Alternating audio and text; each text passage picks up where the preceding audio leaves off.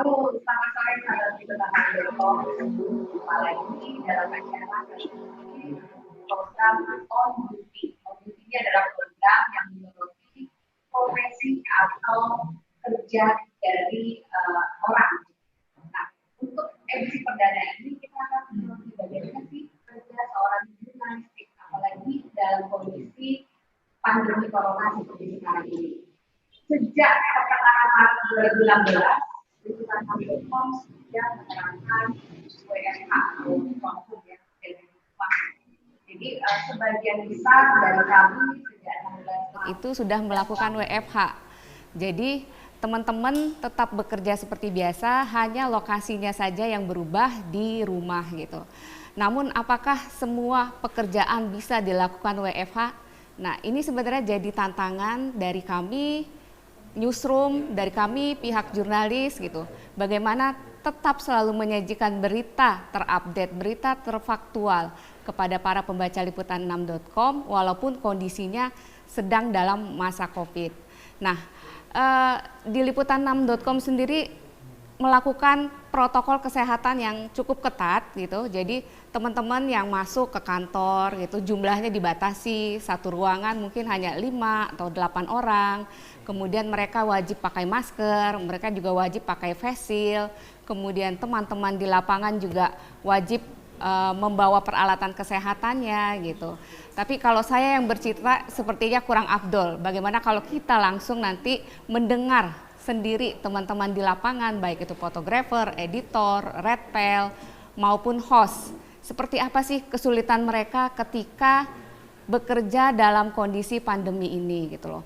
Apakah yang mereka alami itu seperti apa gitu? Apakah justru mereka bisa maksimal atau justru tidak bisa maksimal? Nah, dalam kesempatan program Jurnalis on Duty ini kita akan membahas seperti apa kerja tim jurnalistik di liputan6.com, bagaimana mereka harus menyajikan berita dengan tetap update, dengan tetap sesuai fakta, dengan tetap cepat. Kecepatan itu penting. Nah, untuk disajikan ke para pembaca di liputan6.com. Nah, sahabat liputan6.com yang ingin bertanya, monggo silakan di banner timeline liputan6.com di Instagram itu teman-teman bisa memberikan pertanyaan kepada kami, nanti akan kami jawab. Oke. Nah, kita akan melihat seperti apa sebenarnya kondisi kantor di liputan6.com. Kemudian pertama kali kita akan melihat nih di lantai 5 sudah ada Pikar ya. Pikar, halo Pikar. Ya, Pik, kamu ada di mana nih Pik?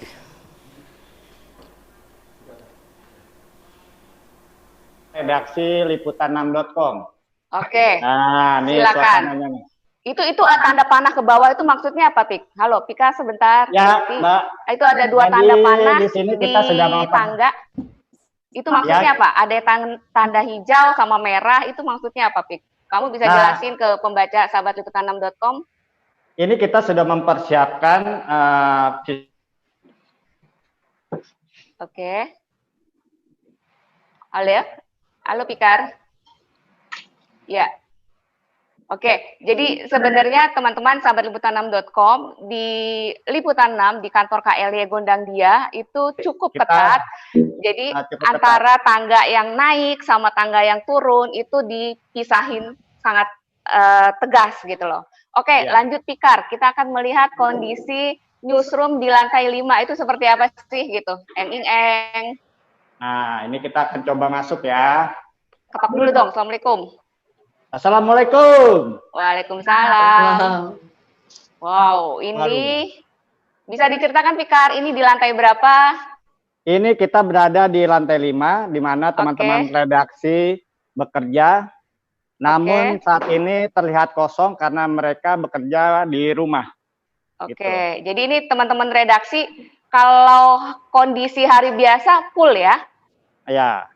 Full, oke. Sekarang terlihat kosong, oke. Ini kalau hari biasa muat sekitar 40 sampai 50 orang ya, Fikar ya?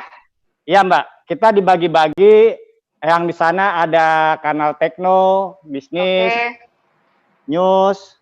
Oke. Nah, di sini ada showbiz ya. Oke. Showbiz Oh, di 3 ya. Oke. Gitu. Ini Oke. kondisinya saat ini kosong. Ada lagi yang mau Fikar kasih tunjukin selain di sini? Mungkin tempat sekretaris redaksi di mana tuh? Ini kita sedang menuju ke sekret liputan6.com. Oke. Sip. Nah. Itu oke, thank you. Walaupun kelihatannya kosong, namun mereka tetap bekerja di rumah, Mbak. Oke. Ya, jadi terima kasih Fikar. Ya, Nanti mungkin Fikar bisa turun lagi ke lantai berikutnya ya. Ya, siap. Oke.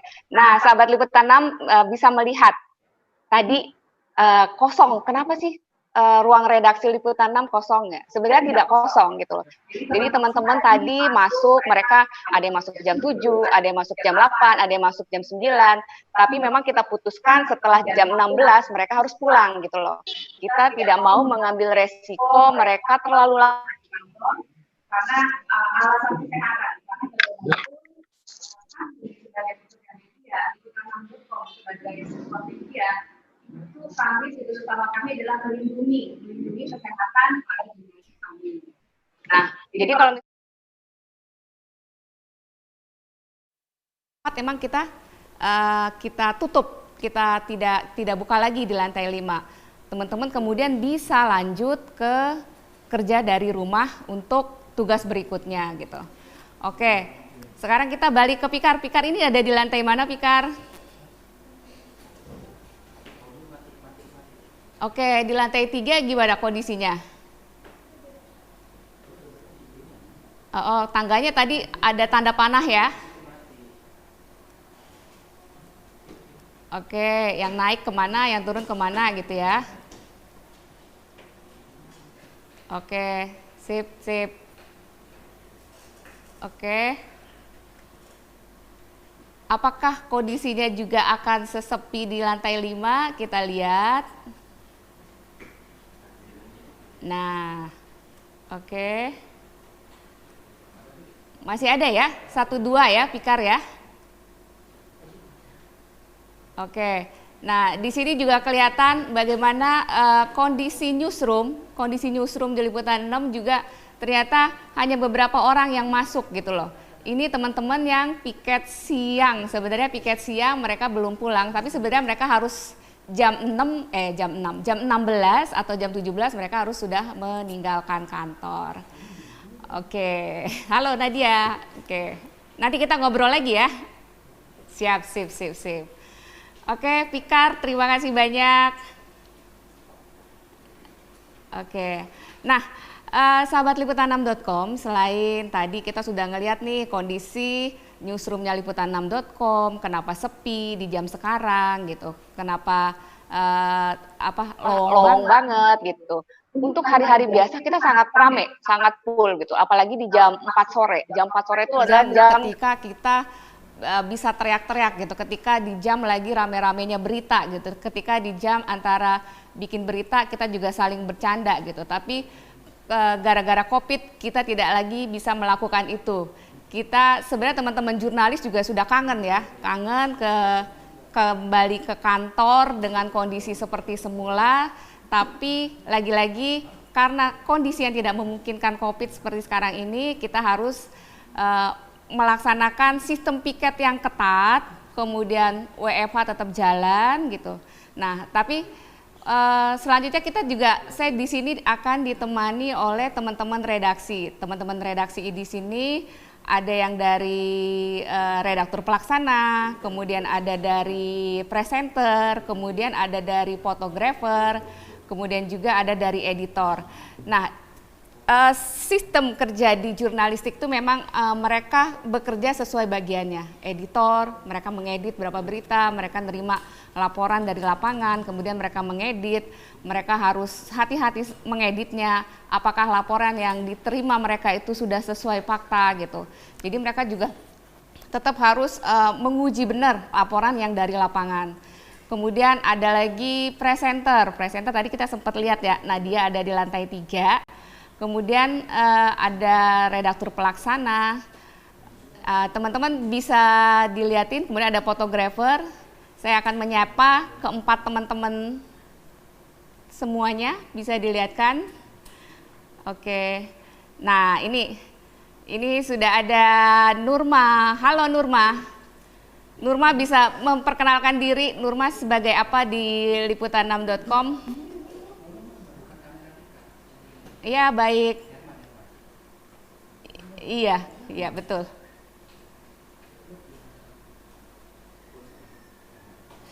Pelaksana di kanal bisnis dan Tekno. Mungkin kalau suatu saat kita ketemu di jalan bisa saling sapa, sahabat Liputan 6. Oke. Nyapanya gimana tuh? Halo sahabat Liputan 6 gitu ya. Karena lagi corona, tepuk pundak kali ya, Mbak. Atau ngasih kode gitu ya. Iya, benar, Mbak. Kemudian tadi ada Nadia. Nadia, halo Nadia. Halo, apa kabar Mbak Irna? Sebenarnya kita udah ketemu ya tadi ya. Iya, di bawah ya. Nadia ini sebenarnya seringnya di posisi saya nih sebenarnya gitu. Sekarang gantian. Jadi sekarang diambil alih dulu nih sementara ya, Nat. Siap. Oke. Lanjut. Nadia boleh dijelaskan, Nadia tugasnya apa sih, Nat, di liputan6.com? Oke, halo sahabat liputan6.com, saya Nadia Laras, saya presenter dan juga jurnalis di liputan6.com. Jadi selain di studio, biasanya kalau kita ada live streaming, ada muka saya, kalau nggak ada muka rekan saya, Istiarto Sigit. Nah, kita juga liputan ke lapangan gitu, jadi reporter juga gitu. Cuman karena demi gini mungkin liputannya agak terbatas ya. Oke. Jadi lebih sering live streaming. Oke. Kemudian ada Aditya Prawira Negara. Halo Adit. Mbak, itu nama saya salah, Mbak. Oke. Masa saya bisa dibenarkan sekalian memperkenalkan diri, Dit? Hai, sahabat liputan6.com. Saya Aditya Eka Prawira, biasa dipanggil Adito, editor dari kanal Kesehatan. Oke. Kemudian ada Herman. Halo Herman. Nggak usah lah, Mbak. Hai Mbak. Nggak usah ya? Nggak usah, udah nggak usah.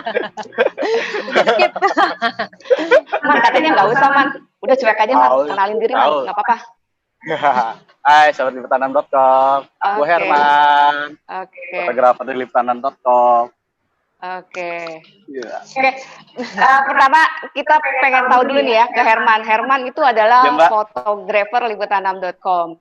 Nah, berbeda dengan teks, sahabat liputan6.com. Mungkin kalau teks, teman-teman teks bisa menelpon narasumber langsung, kemudian bisa mengikuti webbiner, kemudian bisa mengikuti seminar-seminar di Zoom, di aplikasi lainnya gitu.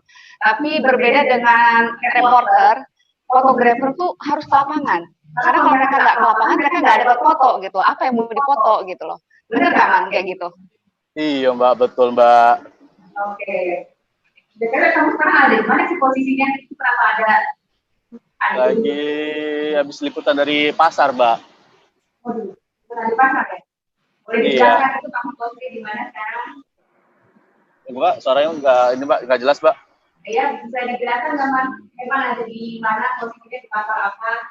Oh, sekarang lagi ada di Pasar Tomang Barat, Mbak, yang lagi ditutup. Pasar Tomang Barat. Iya. Kalau liputan6.com akan berbincang lebih lanjut dengan Herman ya. Man, sebenarnya ada nggak sih yang beda ketika sebelum COVID dengan saat COVID? Mungkin kamu dari cara kamu pergi ke lapangan atau menerima penugasan dari COVID, itu sebenarnya ada bedanya kan? Ada, Mbak, bedanya, Mbak. Kalau sekarang lebih sering bawa masker, face shield, sarung tangan, sama hand sanitizer. Agak lebih banyak lagi sih bawaannya, Mbak.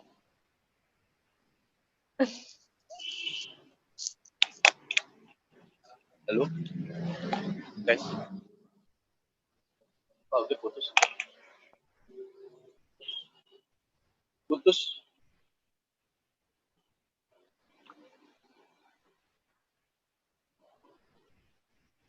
Halo? Orang nggak kedengeran, Mbak.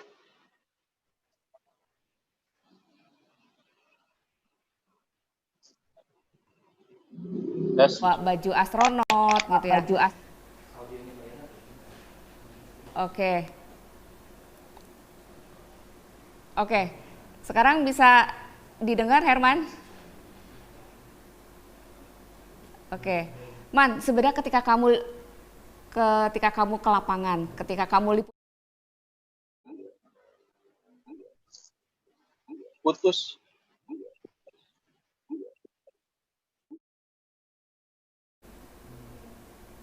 Halo. Iya.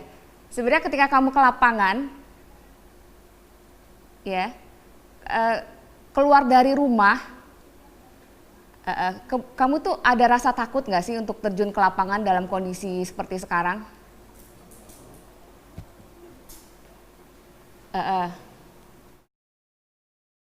Ya tapi mau gimana? Mau gimana?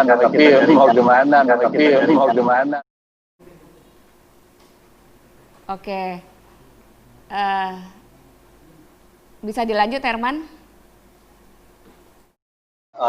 Rasa khawatir sih, takut pasti ada lah Mbak. Takut namanya keluar, takut apalagi tempat-tempat yang zona-zona merah gitu. Ya agak khawatir juga sih, dan diri sendiri. Kurang lebih sih kayak gitu Mbak.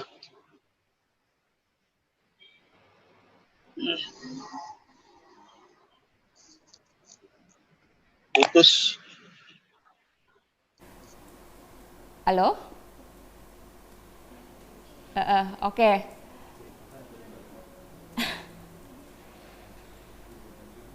Oke.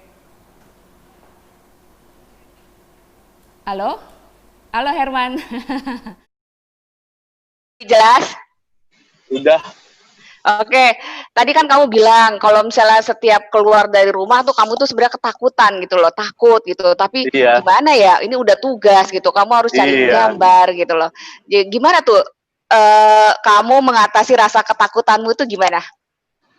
Ya rasa ketakutan ya jalanin aja sih Mbak sebenarnya Mbak.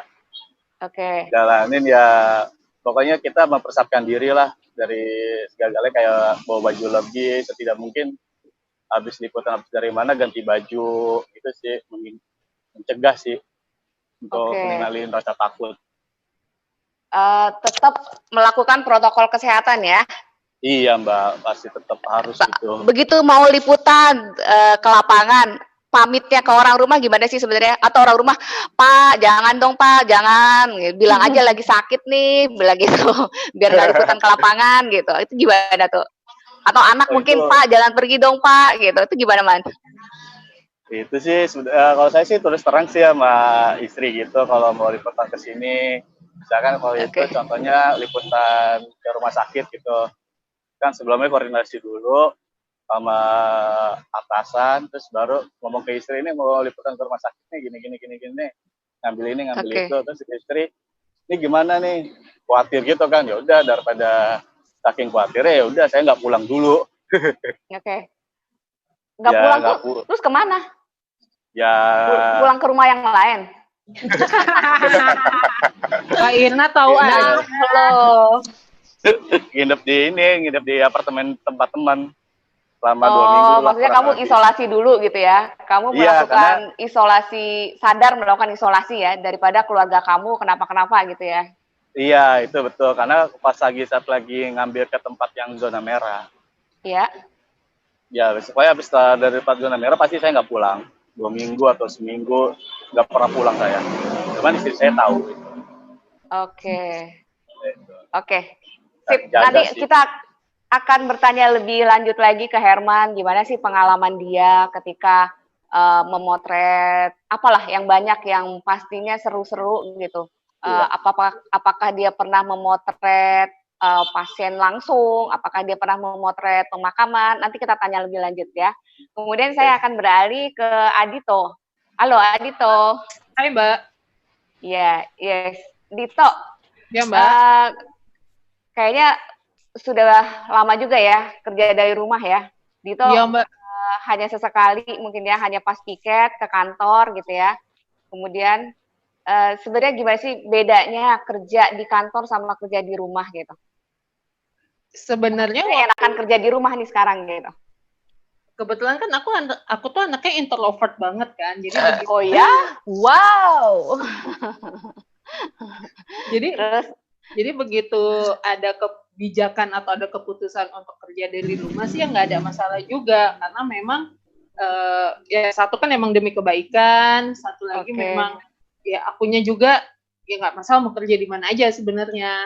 Paling bedanya itu di jamnya aja kali ya Mbak, semenjak pandemi apalagi semenjak di rumah itu lebih ke waktu kerjanya aja yang kadang lebih cepat, kadang bisa lebih lama, karena kan narasumberku itu kebanyakan orang laboratorium, orang Kemenkes, orang gugus tugas yang memang sulit banget dihubungin. Apalagi untuk mereka yang dari laboratorium. Biasanya itu sebelum mereka masuk di jam 4 subuh atau di sesudah mereka lepas APD di sekitar jam 8 malam. Jadi di waktu aja sih sebenarnya. Cuman karena emang di rumah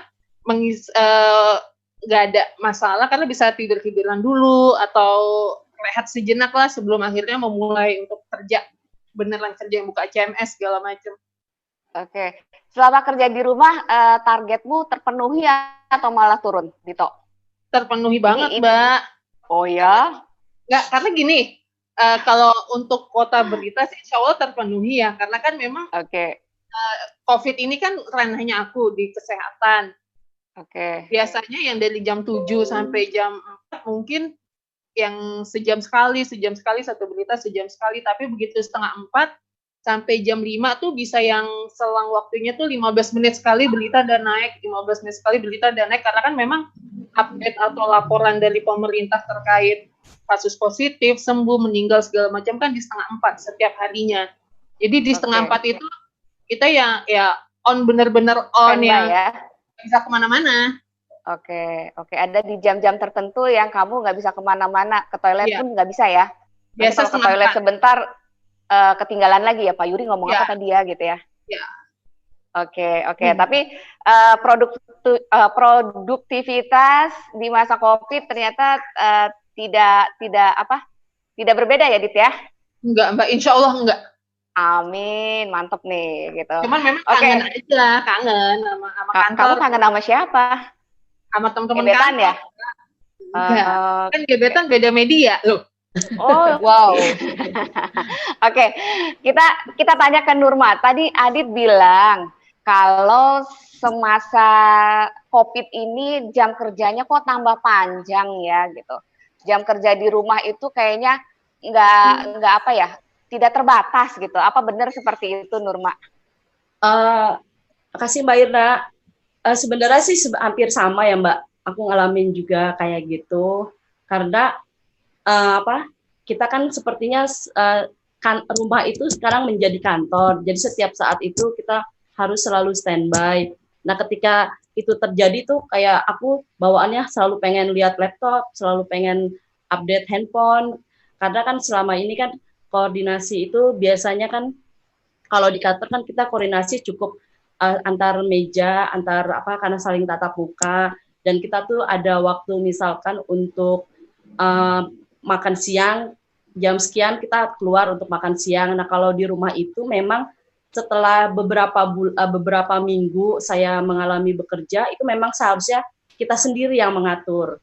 Jadi saya menganggap kerja di rumah itu kantor menjadi lebih luas dalam arti waktu sebenarnya. Tapi juga kita juga sebenarnya harus disiplin bagaimana mengatur supaya bisa membalance antara kehidupan di rumah dengan kerja, Mbak. Walaupun itu terkadang tidak bisa terpisahkan ya. Karena mungkin kalau ke kantor kan kita bisa mengatur waktu berangkat jam 6 pagi sampai kantor jam 8, pulang jam 4. Tapi ketika kita di rumah itu bangun tidur pun kita harus langsung memeriksa ponsel, harus buka laptop. Itu seperti ini anak online banget ya. Ya, itu seperti sudah bawaan bawaan orok ya? Beneran. Udah bawaan intuisi itu ya Mbak ya, untuk selalu membuka laptop. Kadang-kadang pun di libur pun seperti itu gitu loh. Tapi setelah beberapa lama saya mengerjakan itu, akhirnya mendisiplinkan diri saja sih. Maksudnya kalau memang karena kan di online itu di Liputan 6 itu kita akan membagi bekerja itu dalam beberapa shift ya. Itu ada yang siang, ada yang pagi. Akhirnya kalau saya sih akhirnya mensiasatinya itu konsisten dengan jam kerja itu. Walaupun kalau untuk ponsel memang karena kebetulan saya Red Pel itu memang harus standby 24 jam karena kita harus siap ya dengan berbagai isu. Tapi mungkin kalau untuk pekerjaan secara tulisannya membuka laptop itu mungkin agak disiplin, walaupun itu memang kita juga kadang-kadang di luar dari jam kerja yang biasanya kita kerjakan di kantor. Tapi saya menganggapnya itu mungkin ini ketika ke kantor harus jalan 2 jam, yaitu kan imbal baliknya di rumah menambah kerja jam 2 jam. Itu sih Mbak kalau saya berpikir seperti itu. Jadi benar ya, banyak orang mengatakan selama WFH itu jam kerja saya tambah panjang. Itu memang agak benar ya, berarti agak benar, tinggal kita menyiasatinya gimana caranya supaya kita lebih disiplin, jadi kita tetap masih punya waktu sendiri ya, waktunya istirahat ya. Iya Mbak, istirahat. Sip. Nah sekarang saya mau tanya ke Nadia nih. Nadia ini sejak masa COVID nih dia beberapa kali harus host dari rumah ya Nat ya. Kemudian beberapa kali juga harus bikin video dari rumah gitu loh. Yang untuk bikin video, misalnya kamu pernah bikin video mencoba beberapa master mana sih yang lebih bagus gitu. Nah itu gimana cara kamu bikin videonya? Kamu taruh handphonenya di mana gitu atau gimana? Bisa diceritakan nggak Nat? Oke, Mbak Ina, makasih pertanyaannya. Jadi, sahabat liputan6.com, FYI, liputan6.com itu merupakan salah satu media online khususnya yang mana jurnalisnya dilengkapi dengan ilmu Mojo, alias mobile journalism. Jadi, ketika WFH kemarin, kebetulan saya kan lagi ada di kantor nih untuk hari ini, tapi kemarin-kemarin ketika ada di rumah, alhamdulillah kita tuh udah apik gitu ya, udah piawai dalam menggunakan tools mobile journalism ini gitu. Jadi ketika harus bikin video dari rumah, yang ada di pikiran saya tuh bukan gimana caranya ya, kita nggak ada kamera pro, enggak, semua kita udah dilengkapi gitu ya ilmunya dari kantor juga. Cuman aku sih sempat bikin studioan gitu Mbak Irna. Jadi maksudnya gimana tuh? Apa studio yang kamu mini. Bikin studio Jadi mini di kamar atau mini. gimana? Di kamar. Jadi aku pakai kamar adik aku. Aku bajak untuk aku pasangin green screen gitu. Untuk aku pasangin background supaya layak, supaya teman-teman yang menonton juga matanya nggak sakit gitu ya Mbak. Jadi kita tetap memanjakan mata sahabat liputan6.com gitu yang menyaksikan. Nah kemarin sih selama WFH itu kreativitas aku dalam membuat video tuh kayak ditantang gitu. Ayo nih peralatan terbatas, studionya terbatas. Jadi apa sih yang bisa kita bikin gitu. Akhirnya begitulah jadilah video-video yang kemarin. Ada gangguan nggak Nat kalau misalnya syuting sendiri di rumah gitu, atau misalnya tiba-tiba adik kamu teriak Kak Nat gitu misalnya? Uniknya, adek aku kan udah gede, mungkin bisa aku kayak, deh bentar ya gitu. Cuman uniknya tuh kadang-kadang tukang sate lah lewat, tukang es krim lewat, ngambil lagi. Itu unik banget sih. Terus nanti misalnya anak tetangga teriak-teriak, itu sering banget karena di komplek aku, kompleknya rumahnya deket-deketan gitu. Jadi tantangannya banyak sih. Kocak, lucu, menyita ini juga ya kesabaran. Cuman sabar banget ya. Misalnya udah mau kelar, ada yang teriak, itu diulang lagi dari pertama gitu. Oh, kalau menariknya waktu itu interview Ridwan Kamil, Kang Emil, itu pas banget mbak aku di rumah orang Sunda juga, jadi nyautin omongan Kang Emil pakai bahasa Sunda, gitu kayak, jadi dia ikut nguping gitu. Kang Emil yang kayak gitu, jadi rame banget sih. Iya, gitu lucu. Kalau ada masalah apa ketika kamu wawancara pejabat atau pengusaha atau artis dari rumah gitu, masalah yang sering kamu temuin itu apa Nat? Oke, masalahnya selain mungkin environment tadi yang aku sebutin, lebih kayak ke teknis sih, karena apa namanya, urusan koneksi gitu ya, koneksi internet itu kan Allahu alam ya, kayak nanti ada, nanti lancar, nanti enggak. Jadi mungkin selain keterbatasan lokasi dan juga environment, si koneksi internet ini kadang-kadang juga menyebalkan gitu. Iya, oke Nadia. Menarik sekali ya, tadi Nadia harus bikin studio sendiri, kemudian beberapa kali harus mengulang ngambil videonya karena ada yang teriak siomay gitu ya Nadia. Iya, betul. Oke. Sip. Nah, teman-teman, ketika misalnya apa namanya sekarang sudah dinyatakan sebagai new normal. Jadi kita harus beradaptasi secara baru gitu loh. Adaptasi secara baru gitu. Nah, tapi tetap dengan protokol kesehatan yang ketat atau istilah kita protokol kesehatan harga mati gitu. Nah, ini saya mau kembali ke Herman. Benar nggak sih, Man? Kalau Ya, Mbak. misalnya di lapangan itu teman-teman jurnalis sudah menerapkan protokol kesehatan. Kamu bisa nggak cerita ketika misalnya kamu liputan rumah sakit atau liputan rumah sakit dulu deh, gimana sih kamu kalau liputan rumah sakit? Apa kamu jaga jarak atau kamu gimana gitu? Kalau aku sih liputan selama ini liputan di rumah sakit, jaga jarak tetap, jaga jarak dan tidak menyentuh apapun lah di sana gitu. Kayak benda-benda apa gitu, pokoknya saya nggak menyentuh dan tetap saya pakai sarung tangan dan masker gitu sih. Ada cerita unik nggak ketika kamu misalnya liputan di rumah sakit gitu? Ada sih waktu itu liputan di rumah sakit pas bulan puasa. Oke, Jadi kenapa itu? saya waktu itu liputan di rumah sakit di daerah Pondok Gede.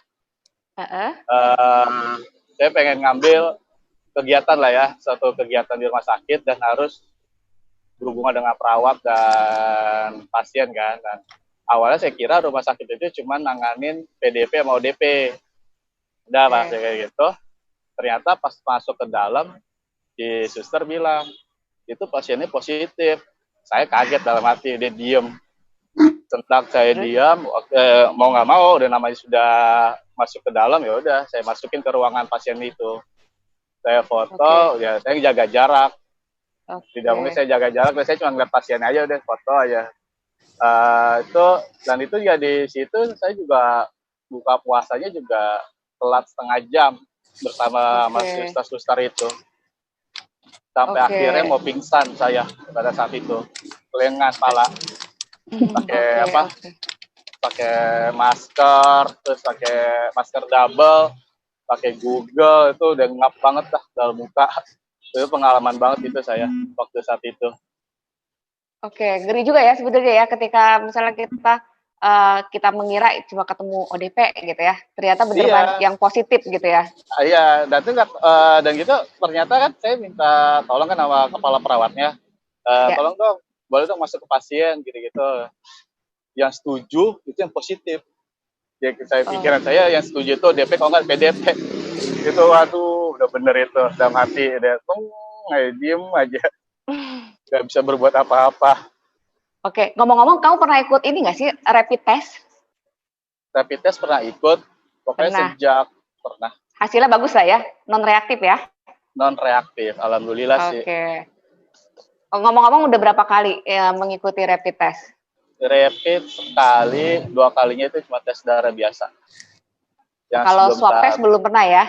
Swab test nanti akhir bulan, barengan sama istri saya. Oke. Jadi sahabat liputan6.com ya. Jadi memang teman-teman di lapangan ini adalah teman-teman yang sangat rentan, yang sangat gampang sekali terpapar COVID gitu. Makanya kami dari liputan6.com benar-benar menyiapkan teman-teman di lapangan itu dengan alat-alat protokol kesehatan yang ketat lah gitu ya, supaya mereka tetap bekerja dengan aman, walaupun hatinya was-was ya Man ya. Iya, was-was. Was-was. Kamu pernah nggak sih liputan ke pemakaman korban COVID gitu? Pernah nggak?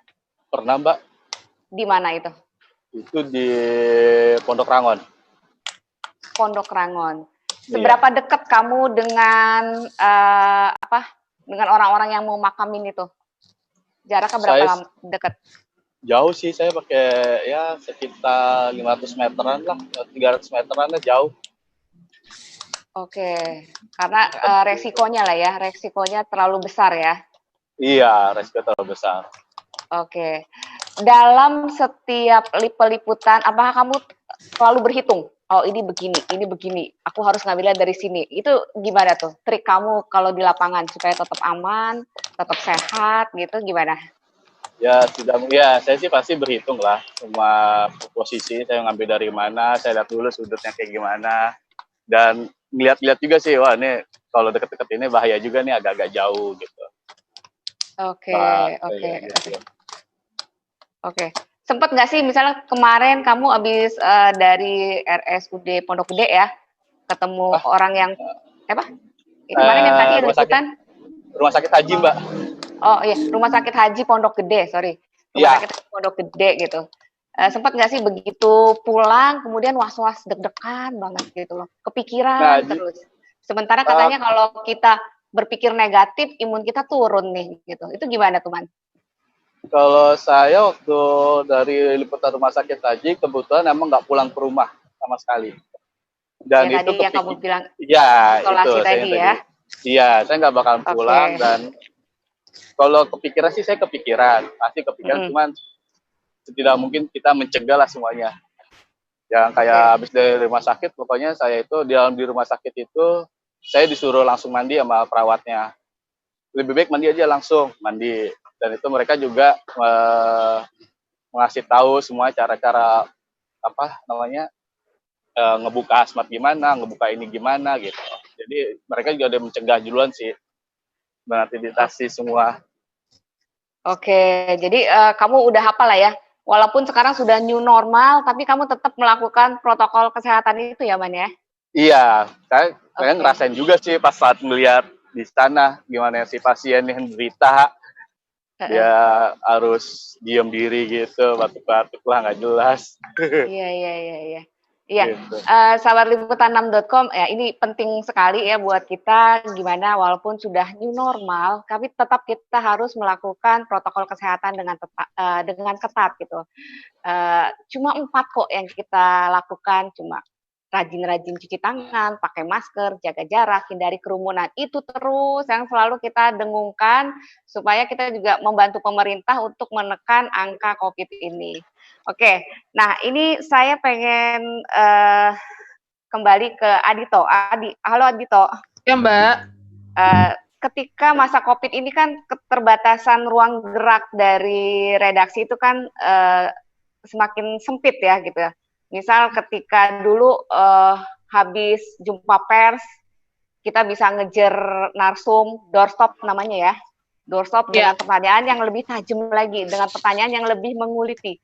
Jangan-jangan sekarang narsum seneng tuh ya, nggak di doorstop, aman, ore, gitu ya. Nah, itu gimana sih cara kamu supaya tetap dapat angle-angle yang menarik gitu, angle-angle yang menarik, tapi dengan keterbatasan yang ada saat ini, karena kamu kan cuma bisa nelpon, cuma bisa ikutin webinar gitu, cuma bisa Zoom, itu gimana tuh? Sejujurnya rada susah Mbak, misalnya kayak webinar sendiri, kayak adalah selama WFH tuh sering banget webinar dengan tema-tema yang kesehatan banget di luar dari COVID lah misalnya gitu. Biasanya kan kita tiap wartawan itu selalu punya pertanyaan-pertanyaan yang ini tuh pertanyaan nggak mungkin sama nih sama media lain segala macam. Masing-masing kita udah punya lah pertanyaan. Kita udah punya angle sendiri lah ya. Cuman pada saat webinar kita tuh kayak males mengeluarinnya gitu loh Mbak, karena takut anjir nih kalau gua nanya ntar dicontek. Media-media yang lain pun media-media yang lain pun berpikiran sama seperti saya. Jadi kita kayak nahan-nahan untuk nggak nanya Mbak. Sementara narasumbernya sendiri begitu selesai nih webinar segala macam itu udah mulai susah dihubungin. Jadi ya udah rata-rata selama WFH beritanya tuh nyari sama semua, angle-nya tuh selalu sama. Kecuali kalau memang dari liputan6.com sendiri, dari timku sendiri, aku, Mbak Dea, Dio, Dika segala macam bikin isu sendiri, ya udah mau nggak mau nelpon narasumber yang lagi-lagi ya memang selama pandemi ini yang biasanya gampang tuh jadi lebih susah, tapi kita memaklumi mereka karena biasanya mereka lagi pakai APD segala macam yang memang itu kan sulit sekali untuk untuk ngangkat telepon aja tuh sulit. Jadi ya kita bisa memaklumi. Oke, oke. Nah, ada juga keterbatasan semasa COVID nih ya, karena kita tidak bisa terjun ke lapangan, karena lagi-lagi kita khawatir kena COVID gitu loh. Teman-teman pernah nggak sih menggunakan sosial media sebagai informasi awal, kemudian untuk dikonfirmasi ke pihak-pihak terkait agar kebenaran berita itu teruji? Pernah nggak tuh, Dit? Pernah banget, Mbak. Karena kan kalau kayak misalnya di Twitter itu aku memfollow beberapa dokter yang kayak dokter paru, dokter vaksin segala macam, dokter mata. Biasa mereka suka menemukan kayak terakhir itu dokter Dirgalam, pertama dokter Ferdi Rifa Hamzah, dokter mata dari JEC. Dia kayak kayak ngasih hasil penelitian bahwa salah satu gejala dari COVID tuh bisa dari mata merah yang mata merah tuh bisa jadi tanda awal gejala COVID. Nah itu tuh kita biasa nanya ke dia langsung atau nanti dia ngasih link ke kita, ngasih link hasil penelitian lengkapnya, itu juga udah pernah kita bikin. Sama kadang dokter tuh suka lempar-lempar sesuatu yang ini bisa jadi isu nih, bisa ditanyain lebih lanjut. Biasanya dari dokternya sendiri mereka kayak udah ngasih pancingan. Okay. Jadi untuk yang follow biasa untuk yang follow akun dokter sih mereka aktif banget Mbak selama pandemi ini, mereka aktif banget edukasi, mereka aktif banget ngasih tahu informasi terbaru bahwa ini tuh virus baru, di dunia ini virus baru walaupun namanya virus corona tapi kan jenisnya baru. Yang mana setiap gejalanya aja tuh berubah-ubah.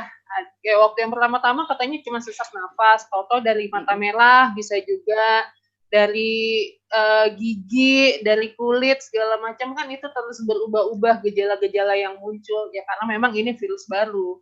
Jadi karena sering memfollow ya insya Allah sih nggak ketinggalan isu apapun sih. Paling kayak misalnya yang viral-viral, kadang viral yang berpendidikan, kalau sekarang tuh ketutup sama viral-viral yang nggak jelas. Oke, ya benar sekali. Thank you Adit. Jadi beberapa bisa kita mengambil dari sosial media asal berita itu terkonfirmasi dan terbukti benar ya Adit ya. Oke. Nah ini saya mau tanya nih ke teman-teman semua nih ya, kalau WFH ini akan berlangsung lama gitu, akan berlangsung lama lebih dari yang kita perkirakan gitu. Nah sebenarnya kalian siap nggak sih? Gimana cara kalian buat survive gitu?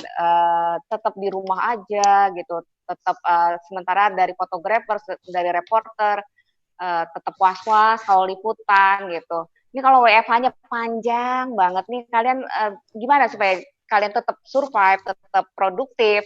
Itu gimana caranya? Nurma dari bisa yang tua dijelaskan. dulu nih, dari yang tua. Dari yang tua saya dong, Dit.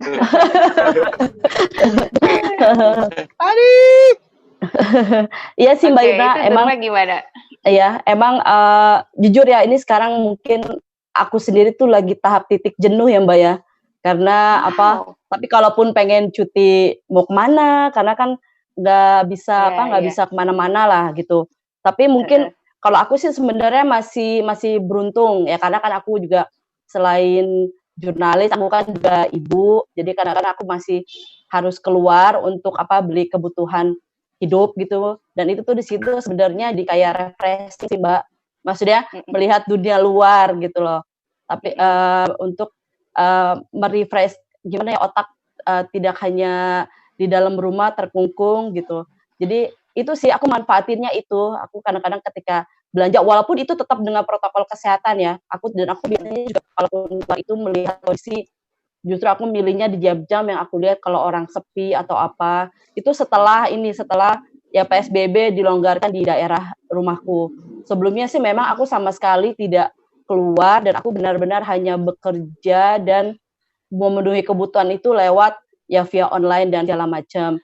Dan mungkin tracing ya itu sebenarnya balik lagi ke kita sendiri ya Mbak. Itu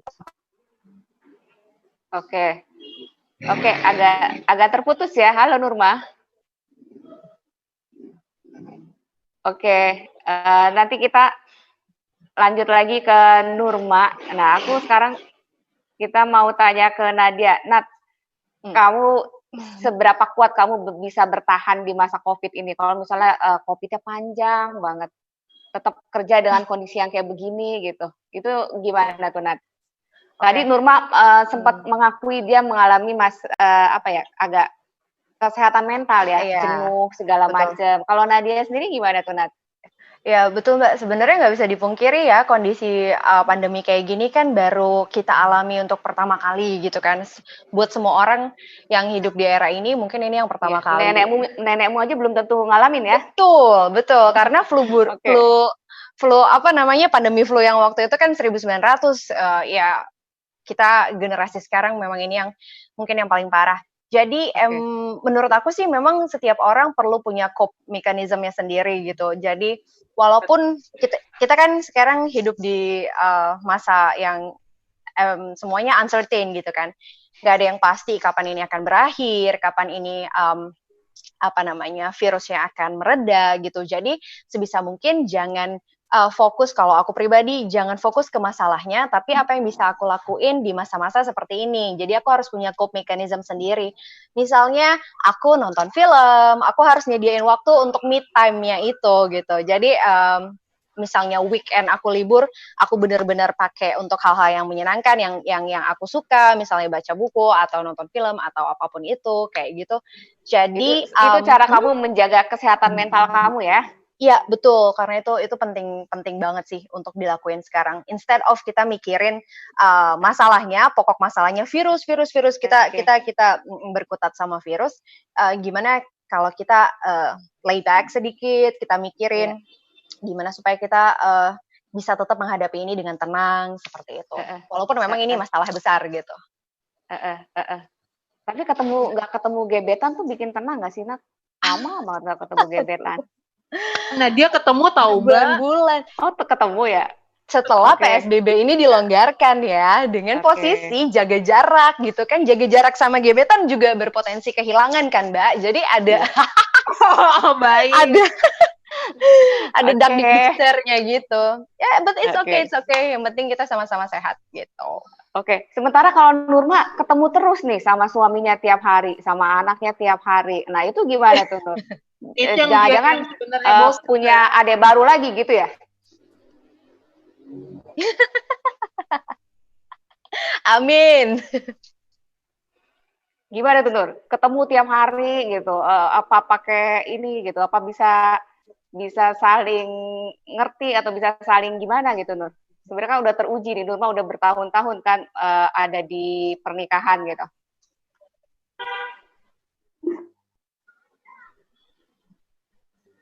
Aduh sayang sekali ya, ini misalnya pertanyaannya seru, cuma Nurmanya Mbak. Suaranya kurang jelas. Sekarang sudah jelas ya, Mbak? Jelas, oke. Jadi gimana tuh Nur? Ya. Tiap hari Mbak, emang ini ketemu gitu.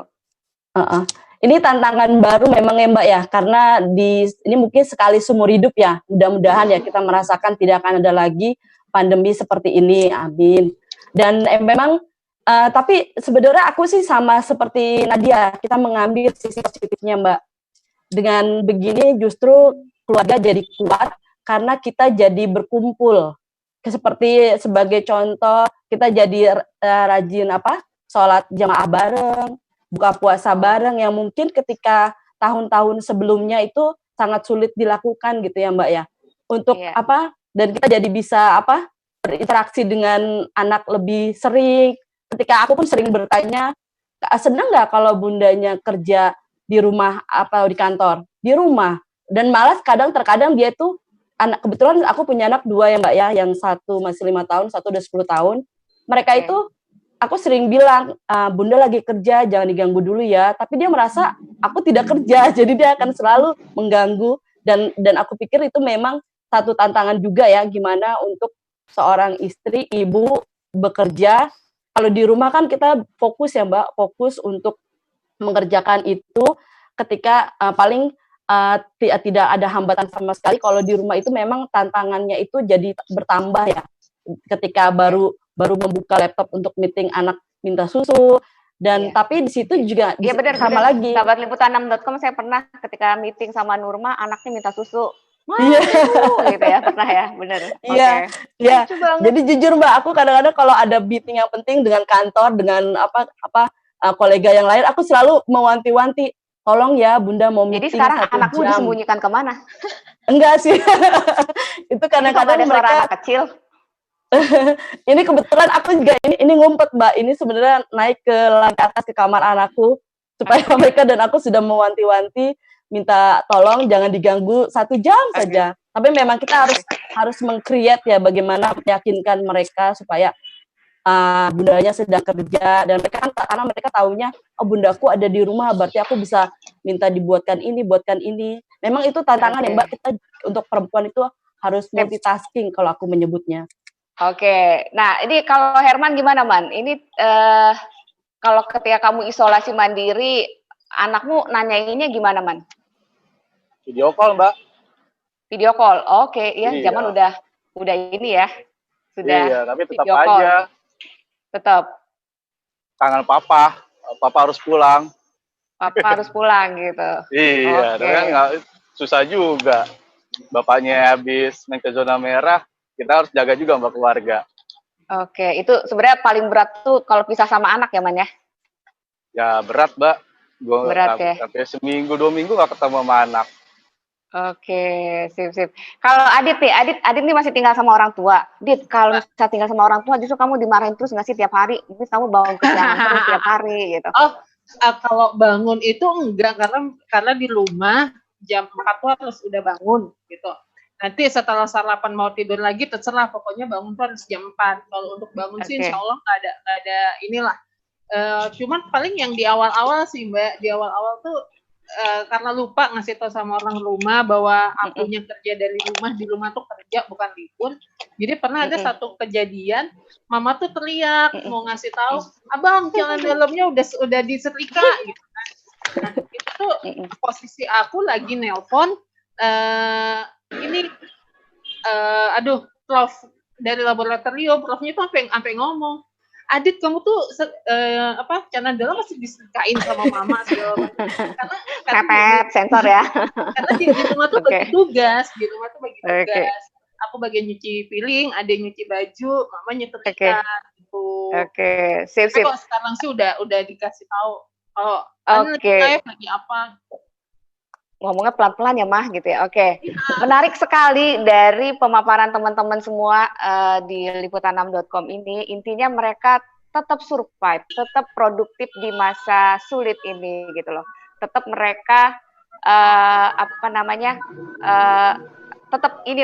tetap komitmen untuk pekerjaannya. Nah, ini saya mau berlaga nih sebenarnya kayak Nadia sih. Nadia itu kalau di akhir acara dia selalu quick question nih buat narsumnya. Halo Nat, ini sekarang saya gantian nih Nat ke Nadia nih. Boleh Mbak? Pilih mana? Wawancara pejabat atau pengusaha? Pejabat. Kenapa? Pejabat karena pejabat itu kan sebenarnya kita kan ini adalah jembatan rakyat dengan pemerintah gitu kan Mbak. Ketika saya bertanya pada pejabat gitu, banyak yang bisa saya gali dan itu bermanfaat untuk masyarakat. Itu mewakili pertanyaan-pertanyaan yang ada di benak masyarakat juga. Jadi relatable lah kalau kata anak zaman sekarang. Jadi lebih relate ketika saya bisa banyak bertanya dengan pejabat. Banyak hal-hal yang bisa saya gali di situ dan bermanfaat bagi masyarakat banyak ketimbang saya misalnya wawancara pengusaha yang mungkin hanya 1-2 bidang saja yang relate gitu. Jadi nggak semua masyarakat bisa. Tapi tetap dikritisi ya pejabatnya ya. Oh iya, of course. Itu yang saya suka. Jadi bagian itu pertanyaan-pertanyaan tajammu ya. Oke. Oh, wow. Herman, lebih asik mana Man? Ketika meliput demo atau meliput koruptor? Ini kan seru nih dua-duanya nih. Demo sih Mbak. Demo, kenapa Man? Iya. Apalagi kalau demonya rusuh. Demo yang rusuh malah lebih seru. Takut sih Mbak, cuman ya gimana Mbak ya, suatu tantangan sih Mbak tersendiri daripada koruptor kan. Sebel ya lihatnya ya? Iya sebel, mendingan demo Mbak. Mendingan demo ya, mendingan lagi sama artis ya? Artis Mbak, lumayan Mbak cuci mata. Cuci mata, oke. Nah, Adit ini kan di dunia kesehatan. Dit, kamu lebih pilih mana nih? Liputan ke Sulianti Saroso atau Rumah Sakit Jiwa Grogol? 2, 3, jawab cepat. Aduh, untuk saat ini Iya. ke Rumah Sakit Jiwa deh Mbak, Rumah Sakit Kantor Grogol ya. Oke. Di sana udah terakhir aku tugasnya juga. Iya, terakhir aku mau nanya ke Nurma. Nurma, kamu lebih pilih mana? Di somasi narasumber atau di SP2 sama kantor? Wah, aduh. Kok pilihanku berat ya Mbak? Tetap harus memilih. Ada di somasi kantor aja deh Mbak. Bukan, di somasi narasumber atau di SP2 kantor? Di SP2 kantor aja deh Mbak. Karena kalau udah narasumber itu kan udah menyangkut kredibilitas kantor juga ya maksudnya. Ya aku lebih baik menjaga itu ya. Kalau SP2 ya nanti kita baik-baikin deh Mbak Irna. SP2 aja deh Mbak. Mbak Irna ulang tahun ini, selamat ulang tahun gitu. Selamat ulang tahun Mbak Irna. Bukan sekarang ulang tahunnya. Oke, teman-teman, sudah sekitar 1 jam kita berbincang-bincang, sangat menarik sekali insight dari teman-teman, bagaimana kalian berjuang, bagaimana kalian tetap menyajikan yang terbaik buat liputan6.com gitu. Saya di sini juga belajar banyak ke teman-teman. Nah, untuk sahabat liputan6.com, tetap selalu jaga protokol kesehatan, cuci tangan, pakai masker, jaga jarak, hindari kerumunan. Sampai jumpa di episode On Duty berikutnya. Salam. Terima kasih.